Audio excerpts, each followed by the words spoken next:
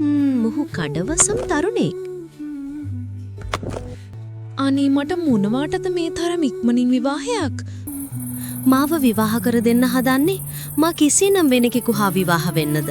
අනේ ඉක්මනට කුමක් හෝ කරන්න. නැතිනම් මා දිවිතොර කරගන්නවා. ඇය පහුවදා සිටුමාලිගෙන් එළියට පැමිණුණා. දෙදෙනා මගදී හමු වී කිසිවෙක් නොදන්නා පළාතකට ගොස් කටුමැටි හසා පැල්පතක් තනාගෙන ජීවිතේ පටන් ගත්තා. ඕ කැලිය ඇතුළට දිව ගියා විශාල පොළාතේති අත්තක් කඩාගෙන ඒමට. ගසකේ අත්තක් කඩන්න ඔහු පය තිබ්බේ නාගයෙකුගේ ශරීරයටයි. නාගයා වහා ඔහුට දෂ්ට කළා. ඒ විශේෂ ඔහු සිහිසුන්ව ඇද වැටුණා. ඇය ගඟ මැද සිට කුමක් කරන්නද? උකුස්සා බිලින්දා ඩැහැගෙන පිය බාඩියා. ඇය කෑගසා වැළපුණා. ඒත් පළක් වූයේ නැහැ.